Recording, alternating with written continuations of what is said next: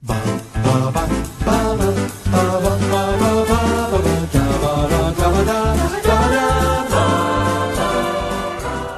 anymore. You are a drug addict. Do you think that is why he picked you? He helped me. Don't believe Adam's lies.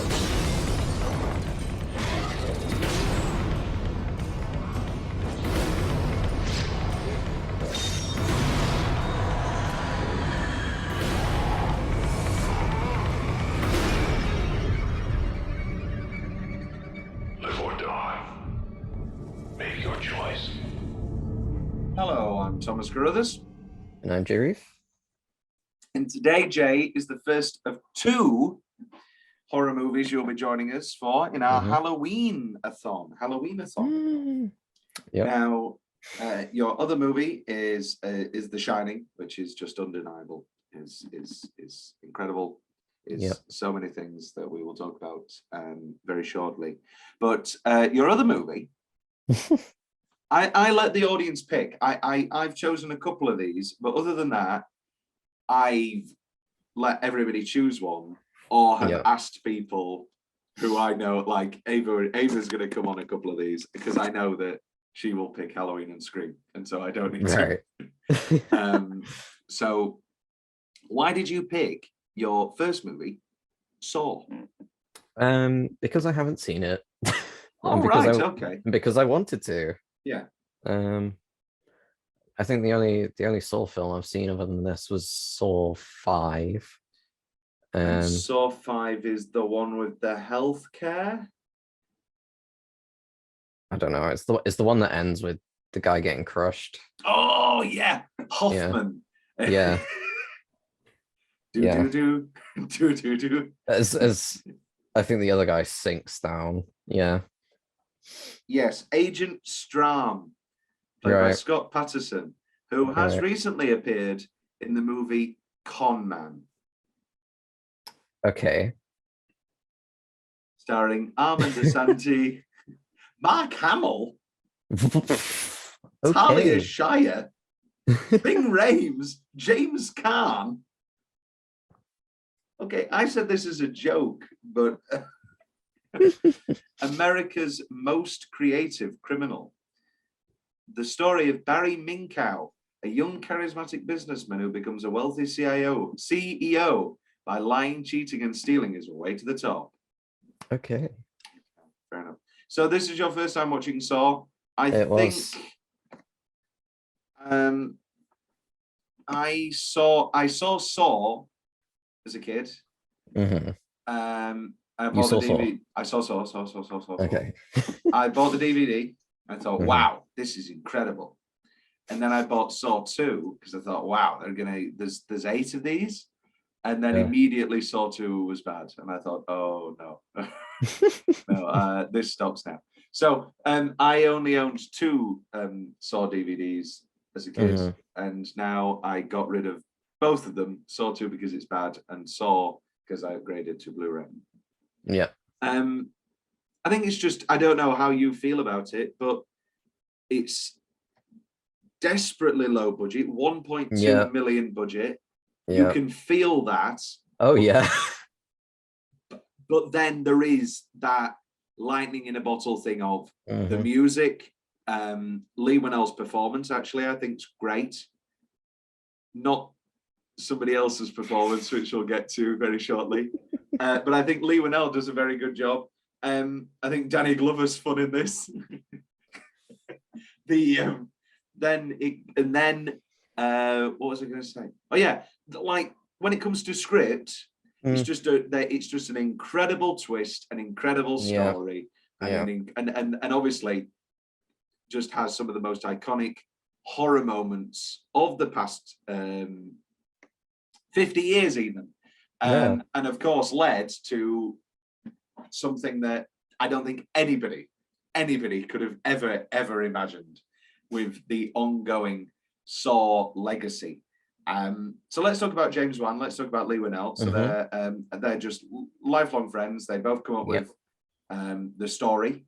Then Lee Winnell writes the script. Then James Wan directs. I don't know whether it's a Coen Brothers situation whether in actuality they all helped a little bit. But James Wan obviously goes on to be a bit of a horror maverick's a strong word.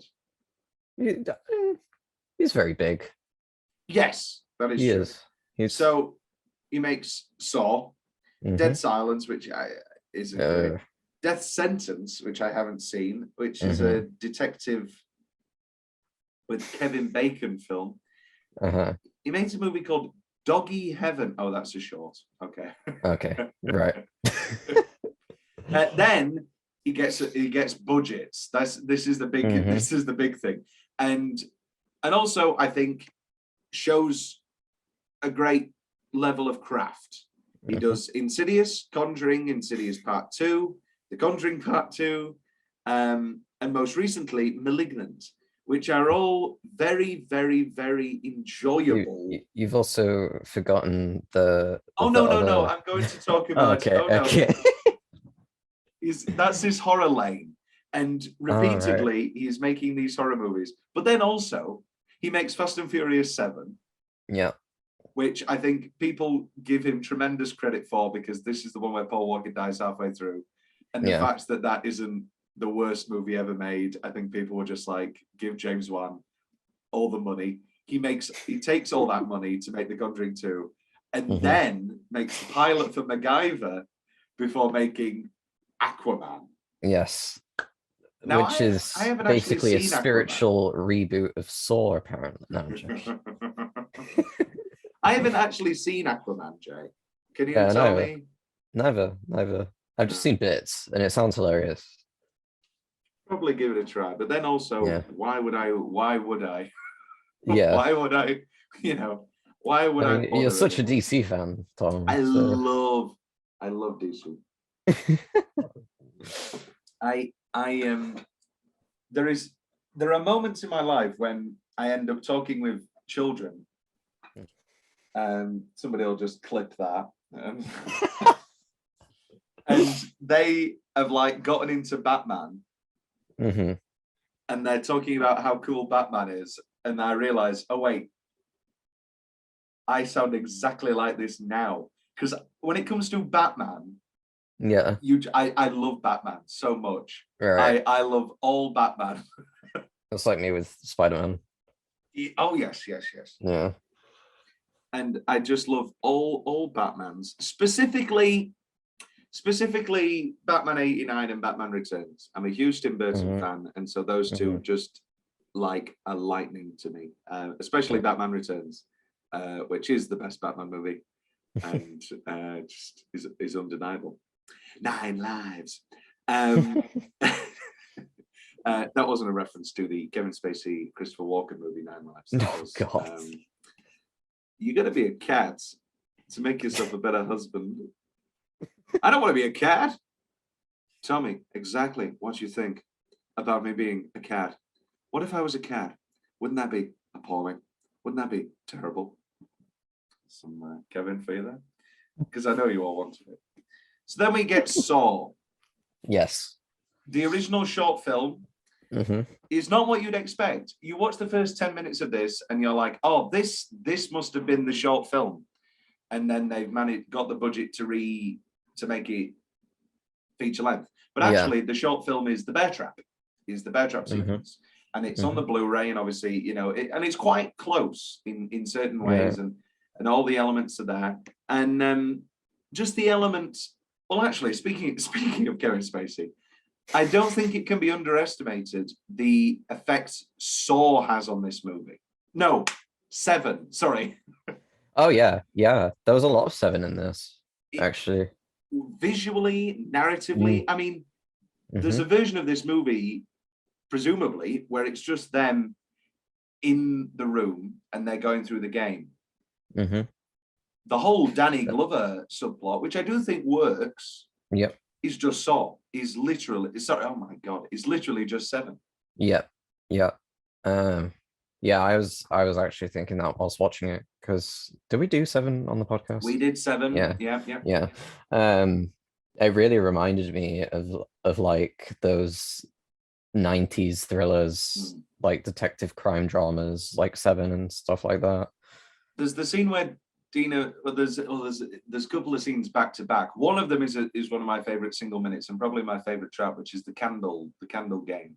And there's a bit where Dina Meyer from Starship Troopers is talking, and it's literally just when like Morgan Freeman is like philosophizing and he's going, she cut off her hand to say, it's when they're like speeding up near the end and they find Pride, and they're just like going through the motions now, and he goes, he cut off her nose to spite her face.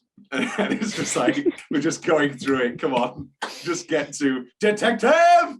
And there's a bit where Dina Meyer's going, yeah, no, he made them watch. And she's doing all this exposition, which I think works because it's obviously wonderfully interesting exposition and quite terrifying. Especially the candle. Let's talk about these traps then, because that is the whole thing we saw. Yeah. We'll ignore the main room trap for a moment. So the traps beyond the main room, which is this sort of huge big game, where he's, that's his masterpiece. He really took his time. And we'll get into what Jigsaw did bit by bit. But we get the this barbed wire maze.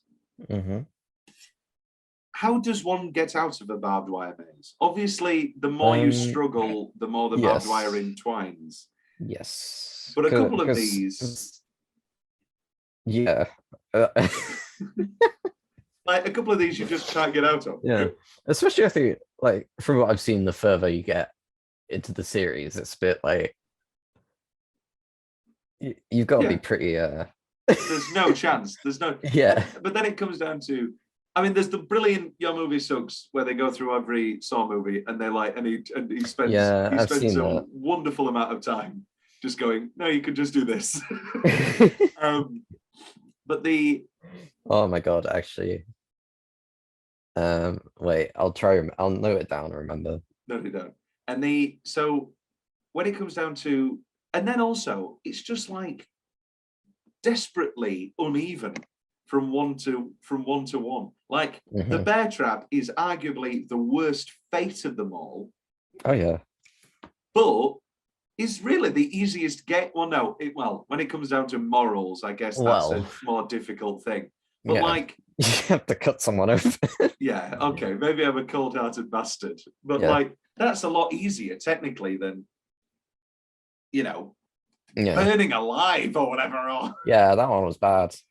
Also, there's just like no way you're going to find that combination. No, that's just screwed. Like, there's no way out of that. Thing is, if I was Saw, I'd be such a little bitch, and I'd be like 1, 2, 3, 4, and just like make that the combination. Me too. Oh, 0, make 0, it his 0. birthday. Yeah, make it his birthday. All your life, you've forgotten other people's birthdays. Now can you remember? You know what it should be? It should be the John Mulaney, Bill Hader SNL sketch of what's that name? Where it's like, Brad's your best friend for 20 years. What's the name of his girlfriend? Hey, you. It's like, you've forgotten birthdays all your life. Now you have to remember your girlfriend's birthday. As I've said many times, I think on this podcast, if it wasn't for the fact that my ex-girlfriend's birthday was Christmas Eve, I would have no chance. I don't remember my family's birthdays. Neither. Can't do any birthday. And my friends get annoyed. Yeah, same. I can't remember anyone's. I can only remember my girlfriend's now because I was like, she's gonna kill me. I'm gonna remember this. Like my friends will get annoyed at me and they'll go, Tom, what's my birthday? I go, I don't know. And then they'll just go, January 13th is yours. And I go, okay, great. You know my birthday. I can't, but then I do myself no favors because then I'll go, Rain Man won Best Picture in 1986, directed by Barry Levinson, who also won Best Director. Like, so I just don't help myself in any way. Yeah, I'm horrendous. I don't even know how old my my family. I think I know. But I don't. So this is the thing. I think my brother's been like 30 for ages. Like literally, people will say, "How young's your sister?" or "How old is your sister?" And I'll go, "She's 2 years younger than me," and I can't even do that math on the top of my head. I have to go. She's 2 years younger than me, and then they'll go, "So she's 19," and I go, "Yeah, she's 19." I'm just terrible. I am a bad person, like Jigsaw, or is he a bad person? No, I'm going to talk about. Yeah, he's definitely a bad person. This is what I'm going to talk about this now. I think I put it in change. It's here. When Cary Elwes tries to say with a straight face, technically he's not really a murderer. Yes, he is. Let's just get that straight. He didn't kill anyone himself. Yeah. If you kidnap somebody and put them in a well, they're not going to do you for kidnapping. They're going to do you for murder. If you then fill that well with barbed wire and like broken glass and go, "You've hated wells all your life. You need to, that's a murderer." Yep. I do like that they have the inkling of the Amanda thing here of when Danny Glover, the worst therapist in the world. I know he's not a therapist. I know he's a detective. When he's just like, do you think he helped you? It's like, yeah. This film was actually hilarious. Oh, it's a very funny movie. It's very funny. I think there's a version of this where, well, I don't know. I think that's part of its charm. But then also, when it comes to like the final 20 minutes, and Cary Elwes is doing his Jack on the edge of the raft performance, "I've got to get help." He keeps doing the Jack voice, and he's like, I've got to. When all this is over, Rose, I'm going to write a very strongly worded letter to the White Star Line. He's doing that performance. When he's doing that, which I think works because of the extreme blood loss and the makeup. Yeah. And then the makeup was a bit much. The makeup was a bit much. It was like, Jesus Christ, I know he's lost a foot, but he's a ghost. Yeah. I think that final 20 minutes works exceptionally well. And the minute that music comes in, and again, I loved it. And then when I think, as I will stand by him, Lee Winnell is great in this movie, and obviously Tobin Bell is just extraordinary. We don't even really get that much of him. No, we don't need that much, to be honest. No, we just get him voice, standing up, and like breathing the air. It's iconic. It's and then he's like this birth of Jesus moment. He's like, oh, and then he final accuse him the bathtub. So what was the right? Okay, so if you pull at one string, then it all comes tumbling down. But just that final moment, then the cues in the bathtub. So the game's over. Just needed one person to cut their foot off, and then he's like, "The cues in the bathtub. Go over there." So what? Yeah. I think it probably needed him to cut his leg off, and then also freaking the key to the door. And then there's also like the stuff with Michael Emerson, which I think, Zap, which I think like was probably also like part of the criteria for finishing, I guess. So Jigsaw's whole thing, I mean, we can pass it off as like medical delusion, a medical delusionality because of this brain tumor, and obviously, it has led to this deep hatred against people who aren't taking the most, enjoying life and all that. And his different sins, quote unquote, that he goes against vary also, which we'll talk about. But it is just an intriguing concept. And they sort of play up the brain tumor of it and have it passed off as, oh, he's insane. But then an insane man couldn't pull all this off. Well, no, they could obviously. Yeah. But there is a tremendous amount of work here, and I think there is obviously it's completely unbelievable, and for everything to work as it does and all that, blah blah blah blah blah. But when you're in it, you just go for it. You go for it entirely. And Kerry Elwes, when he goes, to beat a disease, you have to understand it. You have to admire the perfection of it. I think there is something there, and it is again not unlike John Doe, where you know when they find the sloth pictures, he goes, oh my God, he's been doing this for a year. You know, this takes time and precision. This is a man, you know. And there is that element here. And then obviously the best thing about the sequels, which I've watched on sleepovers and all that sort of thing, and obviously the Your Movie Sucks video, is Toby Bell's performance. That's just one for the ages. And obviously he's ingrained. I tell you what I did watch, the last Saw movie I watched Spiral in the cinemas, because that was I remember you telling me. That came out like the week some COVID rule allowed cinemas again or something. I can't remember what it was. And I was like, yes, cinemas are back. Saw. Okay, yeah. I'm gonna like, it's gonna be fun and it, you know, it's gonna be wacky and there's gonna be ridiculous twists. And then it was just so boring. Yeah. Because they tried to make it simple again. And it was just like, no, it's definitely that guy. It's definitely the guy from. Was Jigsaw good? Well, I haven't seen Jigsaw. Right. Okay. But also, here's the thing: I just don't go in for the gore and gizzards thing. Oh yeah, neither really. I enjoy a Final Destination to an extent. I love how camp it is. Yes. Yeah. But then it's that typical thing of you're just going against completely what the original was all about. I'm a huge fan of those big horror franchises like Halloween, Nightmare on Elm Street, and Friday the 13th. And the reason that for me, Friday the 13th and Nightmare on Elm Street have a better longevity is because they jump the shark quickest. Yeah, like Nightmare on Elm Street from the off is this fantastical, absurd nightmare.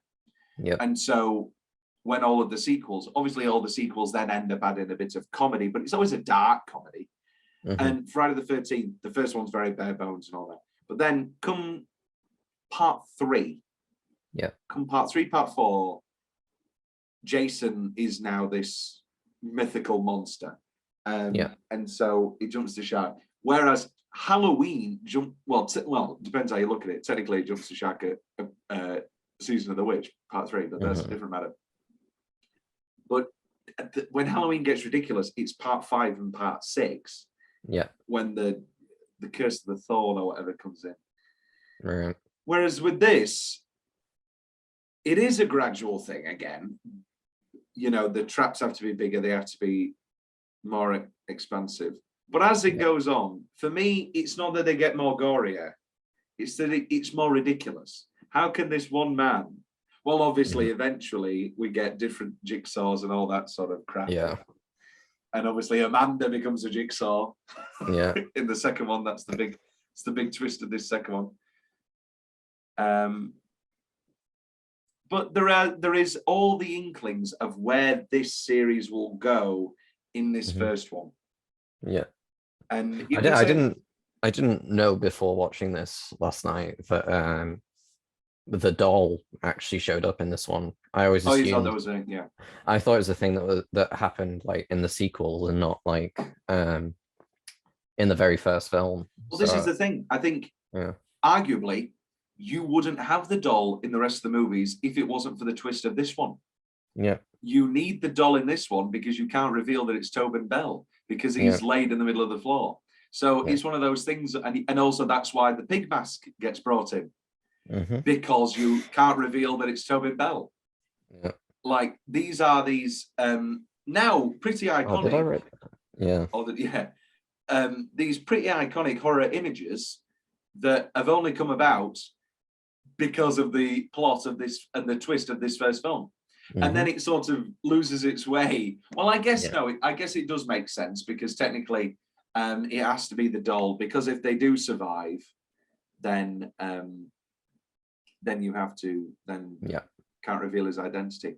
But I think it's where the franchise goes, and even this first film, that I don't even think about people surviving these traps ever. No. That's the thing. That's the inherent. That's the inherent game and question of this film. And I never think of it as a 50-50 chance. I never think of it as, oh, people can actually survive these. I always just go, oh, this is how they're going to die. Yeah.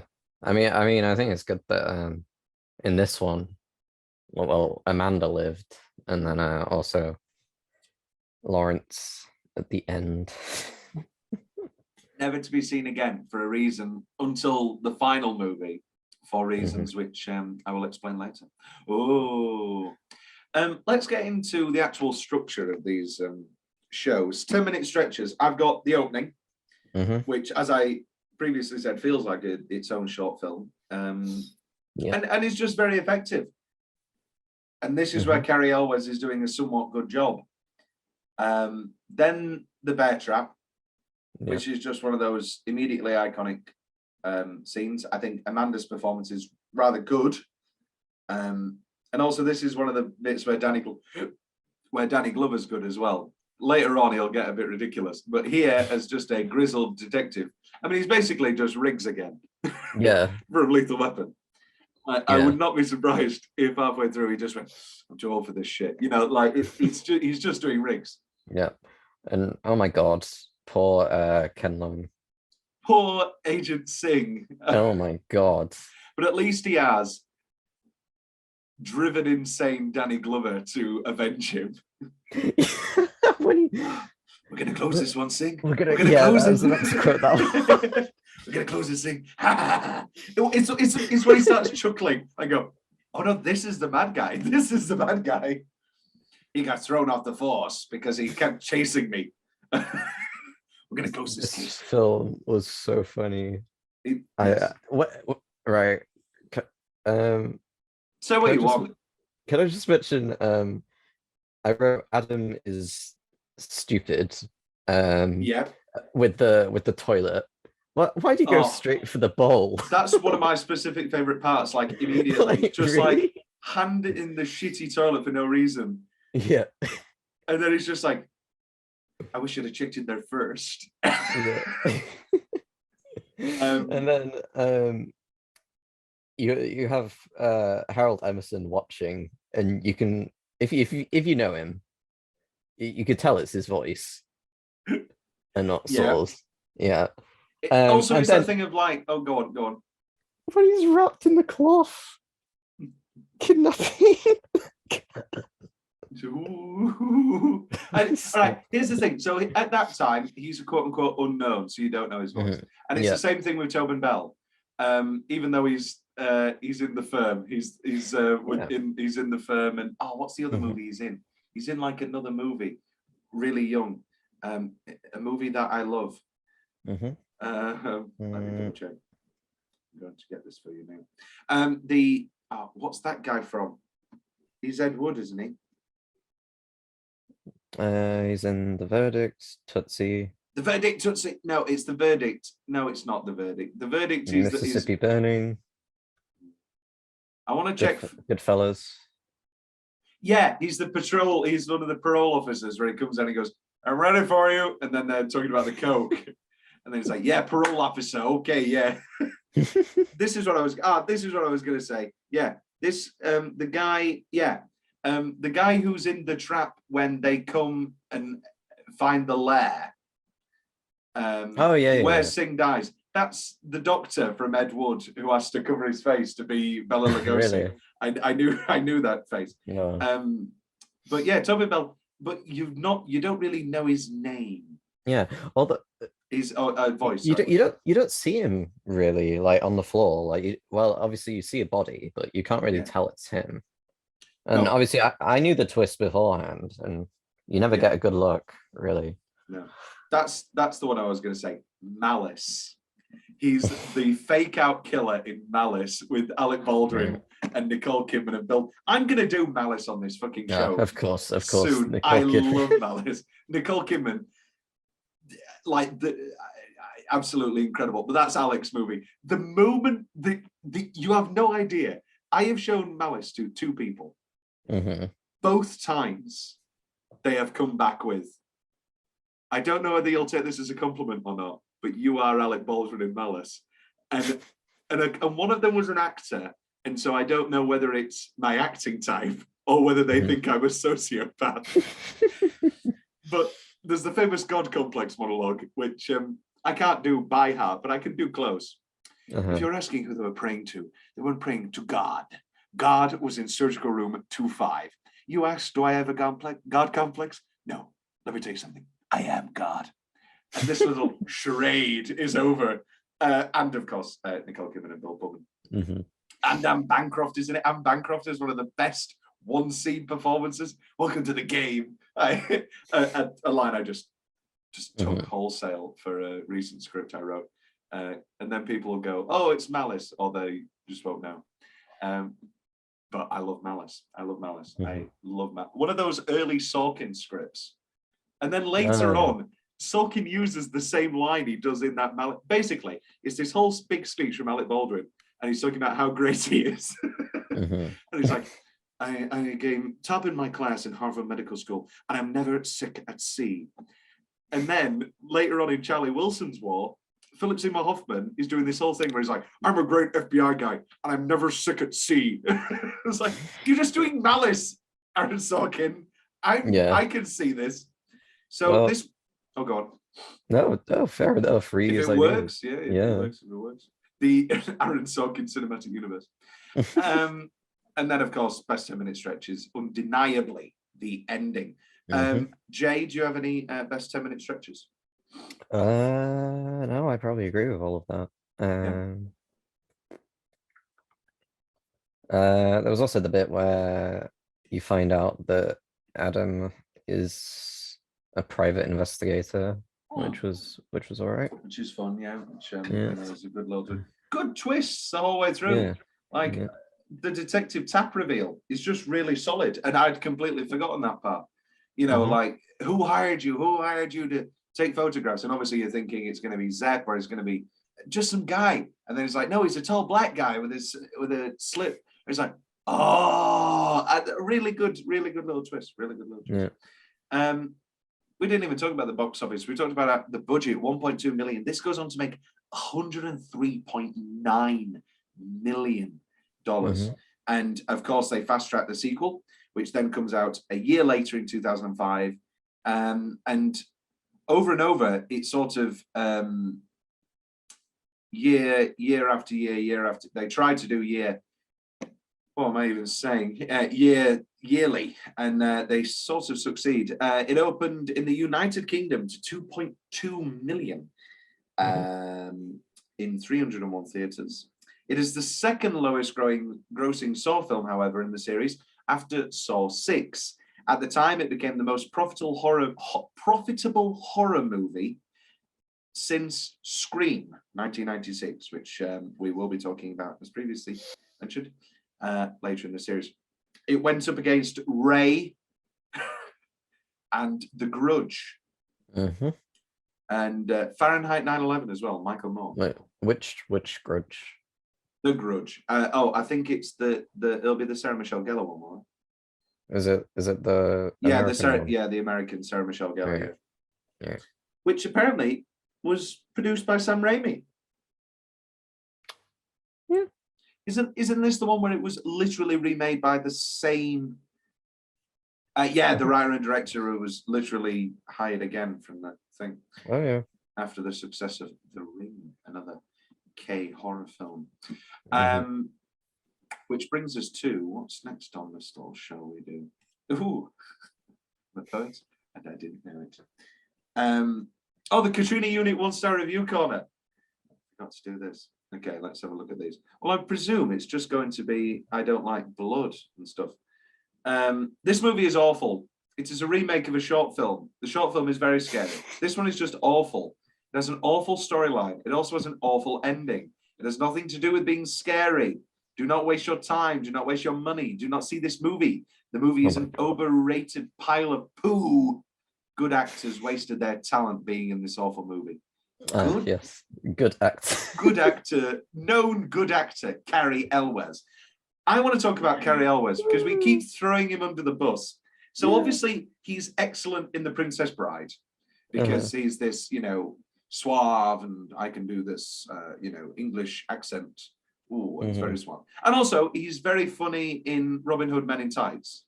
But both of those times he's playing on this Errol Flynn. He's playing on this Errol Flynn. Ha ha! I'm the best. I am Errol Flynn, which of course works very, very well. When it comes to genuine, real portrayals of people, chopping the legs off. Yeah. I'd also give a shout out to his performance in Kiss the Girls, which also falls into this 90s, you know, everybody's got to be a serial killer movie, where you're not going to watch Kiss. Well, I've already kind of revealed it by saying there's a spoiler. He's the killer, and he's really, really good. Right. He's really, really good in that. Yeah. He was in series 3 of the of Stranger Things. Did you watch that series, Jay? Or Yes. was he good in that? Who was he? He was the mayor in series 3. Oh, he was all right. He was all right. Yeah, the kind of creepy mayor, I think. Oh, who was he creepy with? I think he was having an affair with his secretary or something. Yeah, it wasn't like a huge part, but he was like, you know, a supporting character. Yeah. He's also, you know, probably one of my favorite Carrie Elwes performances is in Cradle Will Rock as John Houseman, where again he's playing up that British voice and he's going, "Oh, fuck it all," and he's, you know, he's talking to Orson Welles. Very, very enjoyable film. He's aged well. Oh yeah, he's a. I think the young kids would call him a. I was going to say daddy. I don't like this at all. You know what we should do? We should have a new category called thirsty. Thirsty. And we the thirsty category. The thirsty category. And I like trying to find the weirdest thirst tweets for the most random. I bet you, like, just without a shadow of a doubt, I'm going to do this now. Tobin Bell will have a whole. Oh, definitely. Tobin Bell thirsty tweets. I don't know what is going to come up here. Okay, here we go. I love this. Oh, this is just Tobin Bell retweeting Dan Rather. I love the smell of democracy in the morning. And he's gone, tell him, Dan. You want to know an actor who I found out my girlfriend finds very hot? Lee Winnell? No, Willem Dafoe.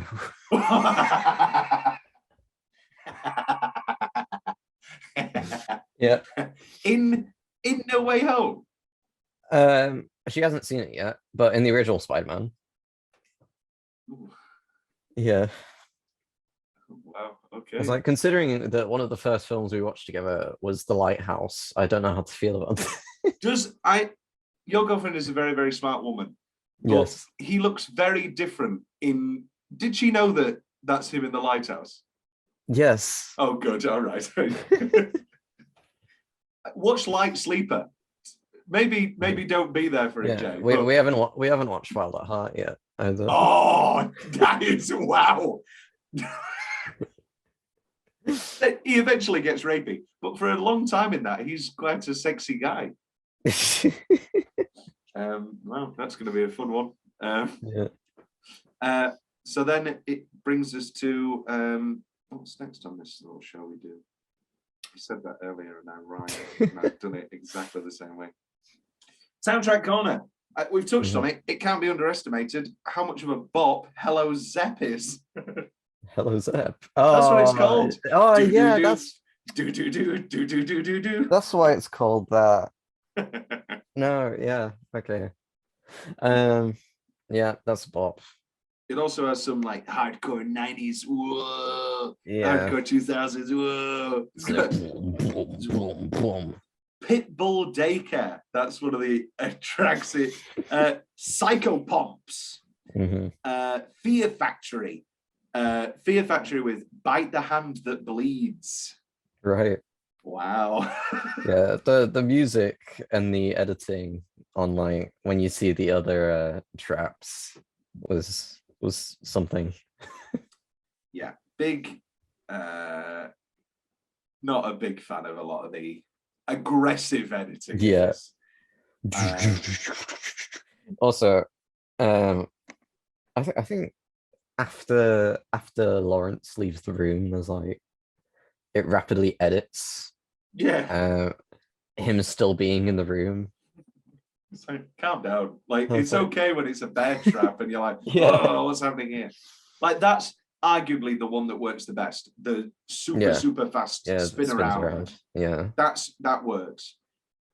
But then, like, half the time it's just Jesus Christ. Yeah. And I think it's that Usual Suspects aesthetic. Because like you get that obviously in the Usual Suspects, the final reveal and all the flashing back and all the flashing back. And in this, you even get flashbacks to what?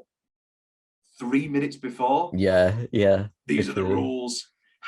I have to kill you, it's the rules. It was like, yeah, I just saw that 3 minutes ago. The amount of times it plays like the voiceover of Tobin Bell reading the cigarette. It's like, that much poison coursing through your veins. It's like, yeah, okay. And also, yeah, anyway. Right, here are a couple of people from the Saw 2 soundtrack. I very much doubt that half of these people are actually in the movie, but this feels like you know, we're gonna just go big or go home. Here we go. Marilyn Manson, The Used, Mudvayne, Blood Simple, Papa Roach, Pucifier, Skinny Puppy, A Band Called Pain, The Legion of Doom, Revolting Cocks, Opiate for the Masses. Where do they like hardcore row? This is so like early 2000s, like grungy kind of metal, kind of, you know, like rusty aesthetic.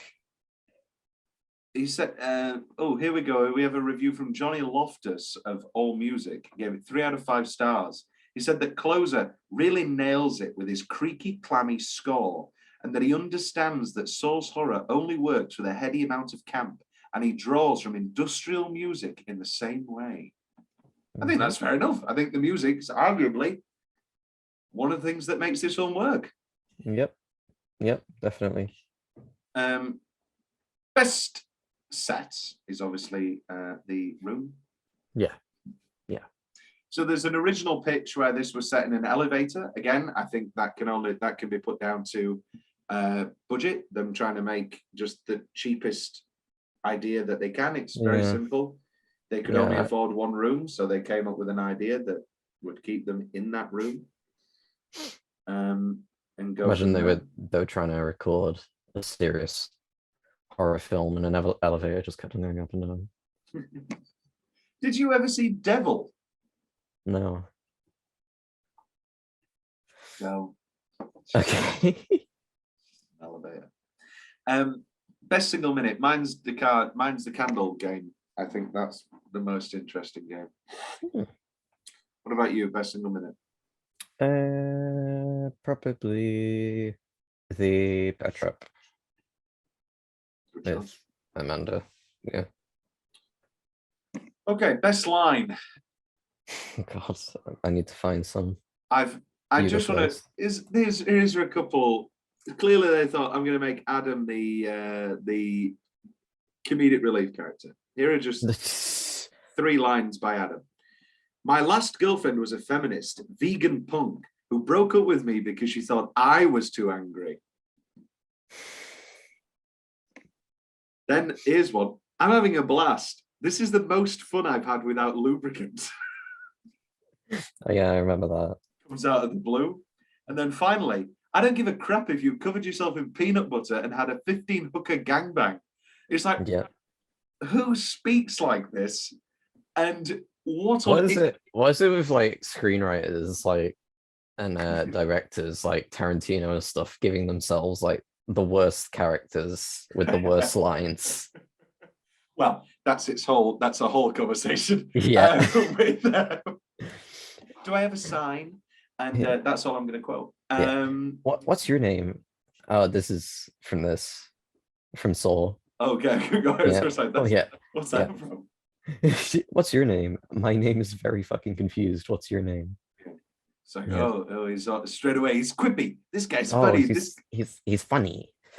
I get this guy. He's a funny guy. Hello, Mr. Hindle. Or as they called you around the hospital, Zep. They never explain why his nickname is Zep. No. Now, nicknames, people come up with, nicknames. Nicknames happen for a multitude of reasons. But but this guy has no friends, quote unquote. So it's not like a friendly nickname. And also, it's not like a mean nickname, like Smelly or whatever, the smelly janitor. So who? Zep. Or as they called you around the hospital, Zep. It's like, okay. Who's calling this guy Zep? Anyway, that's its own matter. Any other best lines, Joe? Yeah. I went to bed in my shithole apartment and I woke up in an actual shithole. Yeah. Hey, look at that toilet. I'm going to just dive right in there. Wait a minute. Shouldn't we wait for some clues? No.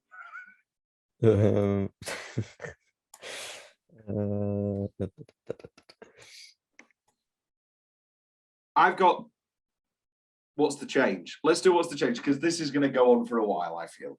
Because, you can pull a string and it all comes tumbling down. However, I feel that this is quite necessary here. So here are some of the issues that Your Movie Sucks had, which I noted again, and they all came flooding back to me. So, like, the key in the bathtub. How is there any possibility that he can stop that key from going straight down the tube? Yeah. Although I have a feeling that he wasn't. Like, I don't think he was supposed to get out. Okay, then. I think Adam was there only to get killed. But that defeats the whole jigsaw purpose. Yeah, well, no, because he kills other innocent people, I swear. And plus, like, if it's for someone's game, somebody else's game, and he's just you take photos. Yeah, because the main thing he says to Lawrence is to kill Adam, and I don't think he ever gives Adam a way to get out the room, does he? Well, the key. I guess he could saw through his own. I guess he could saw through his own foot. Yeah. But then he breaks the saw, doesn't he, when he's like so angry? But then again, they could just pass the other saw. Yeah. That's the movie I want to see, them struggling through a hallway, both of them losing blood. It's like, and really pale makeup. And then Danny Glover arrives and goes, "This place is haunted," and he shoots them both, thinking that they're ghosts. Like, the ghosts of Jigsaw are coming to haunt me. What? Yeah. What are you doing? So why do the people in pig masks make pig noises? This is a huge thing. People in human costumes, so humans in people in human costumes. Oh, like the government. No, the humans in monster costumes making sounds always annoys me. And it annoys me also when it's like in the soundtrack and it's like, oh, come on. Because if that's actually them, then it's ridiculous. It's like, did you just make a fucking pig noise? And then it gets knocked over their head. Yeah. Just one time, I just want somebody to call them out. No water gets in the back pocket and ruins the tape. I know it was in a bag, but I want to just, grab a tape now, put it in a plastic bag, and put it in my bathtub just to see. Because I very much doubt. Also, the bit where fighting over throwing the cassette to one another. I don't know why we can't help each other. Okay, here's the thing. Why do they throw everything instead of sliding it? Yeah, I know. I thought like he literally just every single time. And the key, Kerry always keeps going, oh. Yeah. And then he just throws it. And he's just like, that's gonna bounce any number of places. Just slide it, you numpties. Would they really let Gordon hear the testimony of Amanda? No. Yeah, we've got we've got somebody in. I'd like you to hear this testimony. Yeah. Also, like normally in all the videotapes that or audio tapes, he tells them why they're here. Yeah. Like, but with Amanda, he doesn't. We find out from the we find out from the exposition because they wanted to. And you are a drug addict, aren't you, Amanda? You are in fact a drug addict. Yeah. You had an opiate. Like if I was Jigsaw, I'd just be like, oh, this is really cool because I've given him opiates, and now that's how you're gonna get out. It was like I'd have to say that. I was like, he is dying from an opiate overdose, just like you. Save yourself. You. Yeah, this could be you. He puts a wig on the guy. Puts a wig and a little print out of her face and goes, look, Amanda, it's you. Do you get it? Do you get it? And then it pans down to just to get the point across to the track marks on her arms. Just to make sure. Yeah. In case you missed, she used to be a drug addict. I don't want you to know that she's lying. Which brings us to Jigsaw's morals. Here are the couple of things that he doesn't like: adultery, drug addiction, suicidal depression. You now have to cut your wrists to get out and live. So these are three wildly different, like, I guess, sure, they all come down to people unsatisfied with their lives. Yeah, or not finding like, not appreciating them. Yeah. And a man dying of a brain tumor looking at a suicidal person would, in some ways, presumably be angry. Yeah. I always find it very funny. It's in the Your Movie Sucks video when he's talking about, like, I think it's the 6th movie, and there's just a guy who keeps smoking even though he's got lung cancer, and he's like, "You've been told that you have lung cancer, but yet you keep smoking." It's like, what? Come on. So now we're just smokers. Just any smoker. That's terrible. He's like, keep smoking. Oh my God. You need to stop smoking, man. I could do bad Jigsaw drafts all day. When he's like writing out the first draft before he's just like, oh damn, sorry. And like he leaves the coughing in. I just want one take where he's like, I'm just gonna throw one away. I'm just gonna play with one. Okay? I'm gonna do that one again. Yeah. Oh, sorry guys. Sorry. Okay, here we go again. Yeah. Amanda. Like he left the coughing in the first in the one to Lawrence as well. Yeah. He's like, do you get it? I'm the coughing guy. I'm John. I'm John. You're so selfish. You didn't even acknowledge me or realize I was your patient. And also, follow your heart. How the hell does he hear that from the other side of the room? Yeah. And also, why doesn't he just go, follow your heart? Why does he have to whisper at the end? Also, the best performance of someone being poisoned I think I've ever seen. I didn't mind that because in real life, sorry, not in real life, in the movie, Adam's not an actor. I didn't mind that. That's true. But then there's also being. But also, I feel that's another matter. Yeah. And then near the end, Dr. Lawrence gets electrocuted, and he starts foaming at the mouth. I know different people have different medical conditions, but they seem like wildly different reactions to the. Before we get back to what's the change, I forgot to say my specific favorite parts. The lights turning on, I think that's some of the best of the aggressive editing and really brings us into the world. Zepp's eyes wide open response to, thank you, Zepp, when he just goes, thanks. and he just walks away. The detective tap reveal, which we talked about, I'm gonna kill you, son of a bitch, Ali.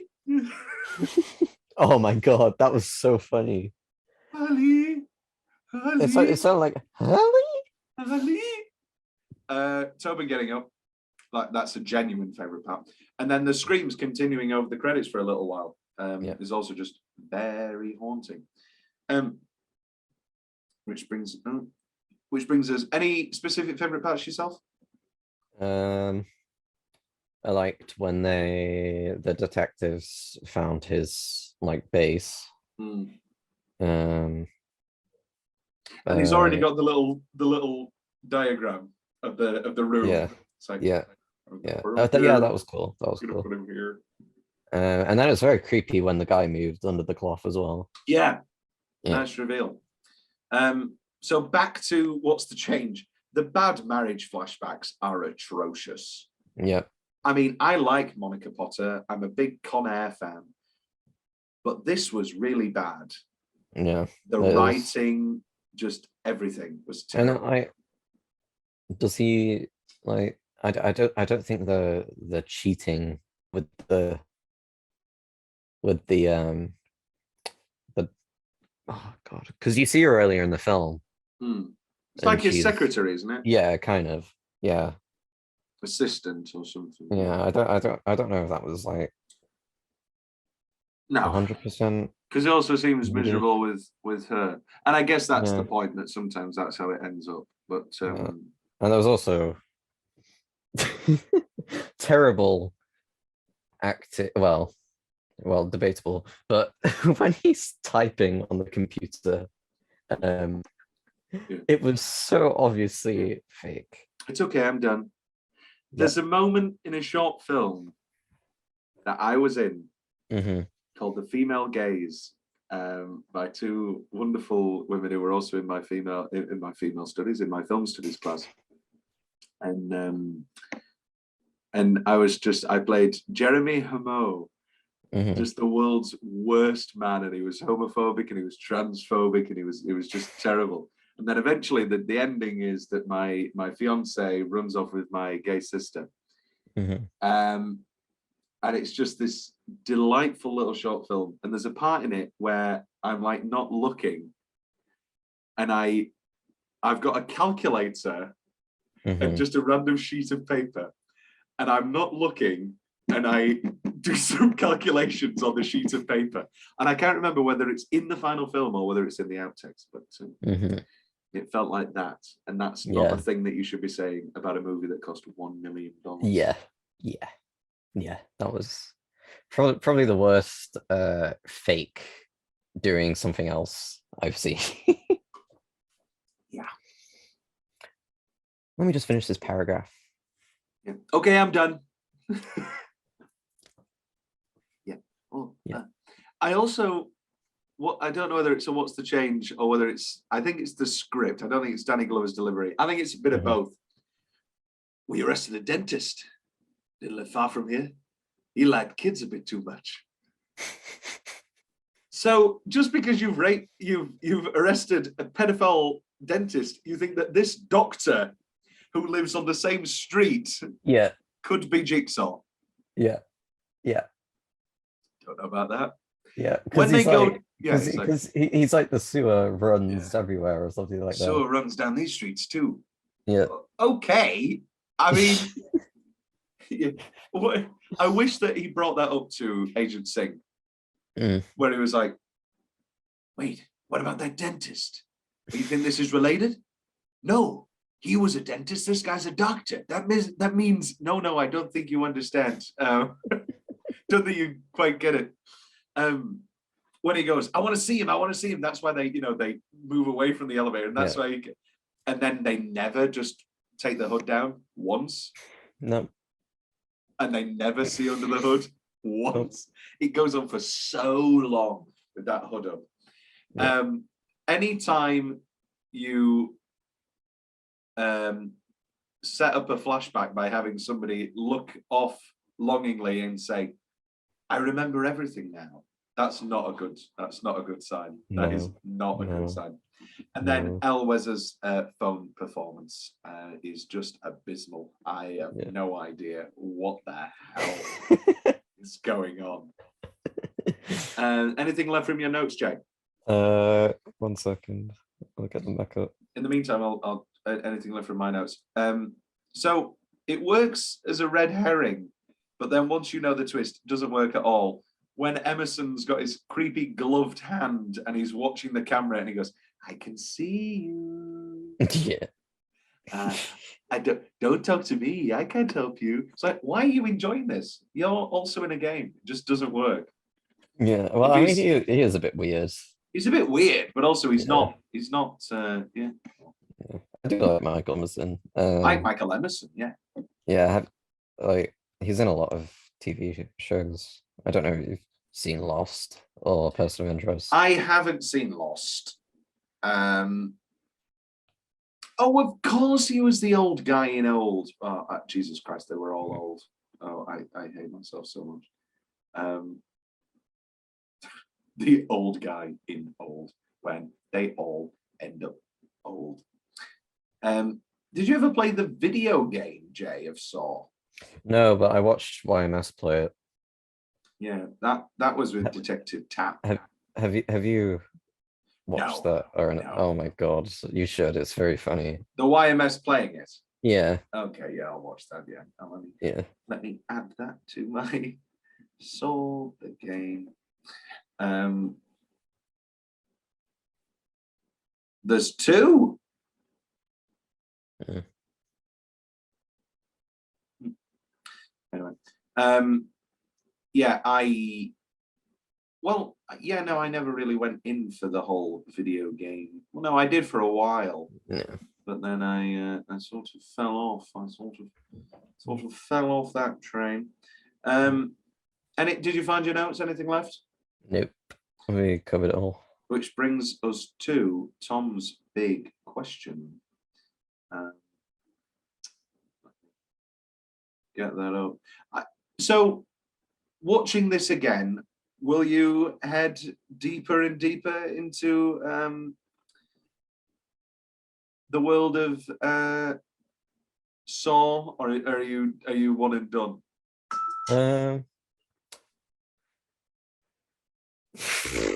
I mean, I wouldn't mind watching the other ones because this one was pretty funny. But I don't think I'd go out my way. Yeah, I don't count. Yeah. If it was like a late night. Yeah, I could watch. Yeah. I could see us doing a marathon. Yeah, yeah, I'd love that. Not a exercise marathon. I could never see. Yeah, it. Yeah. Which brings us to Tom's big question: Jigsaw's commitment to the bit, laying down that whole time. Oh my god! What a king! And then they try to throw it away by replaying the Dina Meyer bit where he goes, "You like to have a front row seat?" Oh, sure. There's a big difference between a peephole. Yeah. There's a big difference between a peephole and laying there. Yeah. Yeah. And that is Tobin Bell the entire time. They didn't have the budget for a realistic dummy. And he was like, yeah, I'm going to do it. And so this guy never pees. Nope. No, I mean, farts, burps. He was prepared. He's cathetered. He cathetered himself. Yes. What a king. What a king. Did Jigsaw fill that toilet himself? Oh, God. Like, that's probably. Yeah. Although, I don't know if he thought anyone would be stupid enough to put their hand on it. Well, yeah. I could just hear him going, did you hear that? Did you hear that? No, it must have been that. No, I didn't hear that.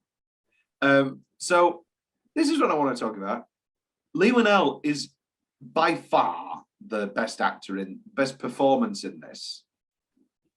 Apart from Tobin Bell, but obviously that's its own thing. And but his acting work is, of course, very limited. He was in Death Sentence apparently as Spink.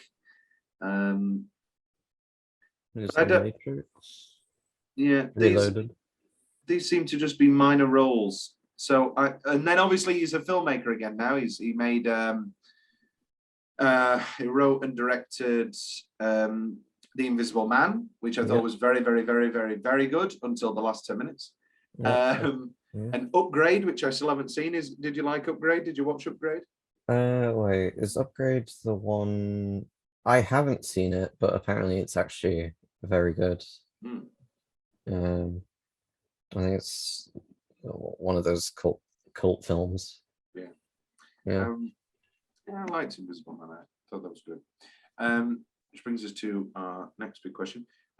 So we know, let's say that there are no sequels. Yeah. And let's answer this question. Does Lawrence come back?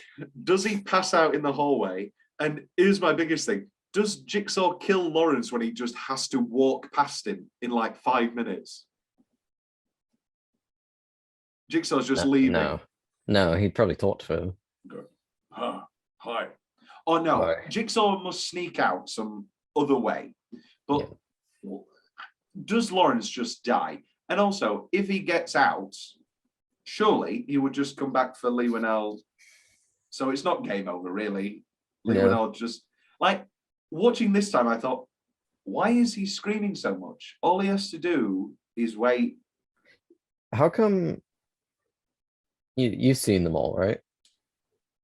Kind of, yeah. Does it explain why he doesn't go back for Adam? Well, he becomes one of the final Jigsaws. He's back. He becomes a villain. They explain how he cauterizes the wound because there's like some steel manufacturing hot girder, and he puts that again. He puts his foot against that to cauterize it. But then he's just like evil. So no, they don't really explain why. Or maybe they do. Saw fans come for me. I you know. Oh, I didn't put that in the thing. Yeah, Saw fans come for me. Sorry, mate. Which brings us to a few fun facts. If I can get the bloody things up. Here we are. A few fun facts. I don't want my COVID pass, thank you. The entire film was filmed in 18 days in chronological order for, well, the bathroom scenes anyway, to build attention. Which makes sense. So originally it was intended for a straight-to-video release. However, after positive screenings, it was given the nod to become a premiere film. Good choice. Obviously, it led to years of horror. Jigsaw's puppet was completely made from scratch by the film's creators. It was not bought at a store or a puppet that was altered. And obviously, Dead Silence is nothing but puppets. Puppets and Bob Silence Wilton. is crap. Dead Silence is very, very bad. Yes. How many days did Danny Glover complete all of his scenes in? Are you asking? I'm asking. I don't know. 2. 2 is spot on. Oh my god. Yeah, I can't see him spending a lot of time. I don't get it. This movie's about a trap. It's like the 7. It's like 7. Wait a minute. It's probably salting his wounds because undoubtedly if they didn't get Morgan Freeman, they would have gone down the list. Yeah. And eventually got to other grizzled character actors of the time and eventually found Danny Glover. And or maybe he thought of it the other way around and he was like, oh, this is my 7. Maybe. 7 only took 2 days, didn't it? They go, yeah, sure, Danny, come over here and look at this guy wrapped in barbed wire. So obviously there's the reverse bear trap design and diagram in John's book, just right there, just literally right there, laughing at us almost. Moving forward. So here's why Cary Elwes wasn't in any movies until the last one. Cary Elwes filed a lawsuit against the producers and the production company because he only received a nominal salary with back-end revenues. He claimed to have been promised 1% of the profit, which would be considerable since this film earned over 100 million globally. The case was finally settled but mostly as a result of the disagreements, and Elwes chose not to be involved with any of the sequels until Saw 3D. Jesus. Which presumably he was given just loads of money for. Mm-hmm. There you go. There's Cary Elwes for you. The series kind of died after 3D. Oh yeah, well 3D was the last one. Yeah. Well, no, because there's Jigsaw. Oh, well, yeah. Of those, of the original run, but then these new ones, and then and Jigsaw. So that's like a 7-year gap. A new legacy. Yes. Here we go. Tagline rundown, Jay. We've actually got loads. Oh. And I want you to choose what your favorite one is. This is probably mine. This is the Denmark tagline. Death is a shortcut. Pretty good. Yeah. And then the rest are, let the games begin. Live or die, make your choice. I want to play a game. Oh yes, there will be blood. But this came out in 2004. If this came out the same year as There Will Be Blood, that would be an incredible tagline.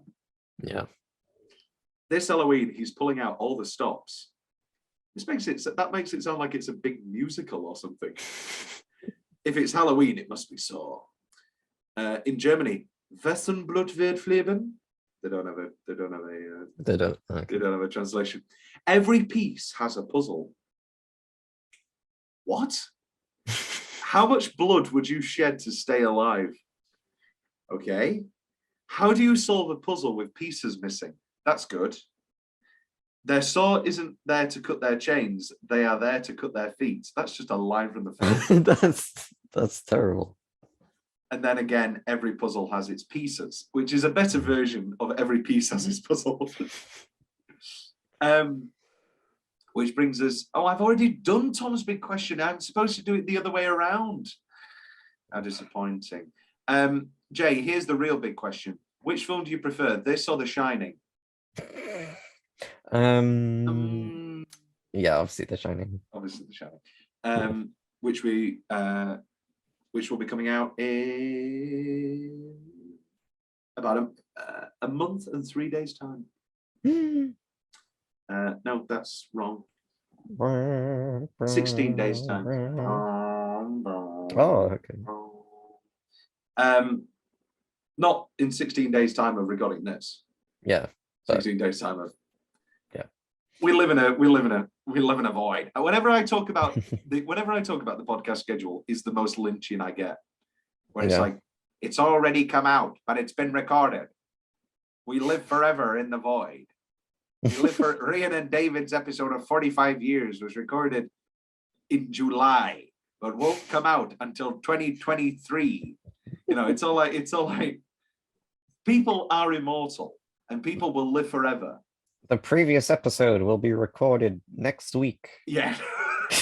People live forever in my podcast schedule.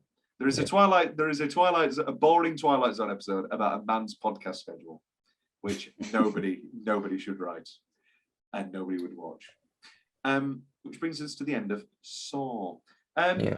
Thank you, Jay, for choosing Saw. I think we both had a grand old time, and I think I don't mind upgrading it to Blu-ray. There's only a couple of quid, so I enjoy that. I rented it on the Xbox and watched it last night. Oh yes. Well, we've learnt about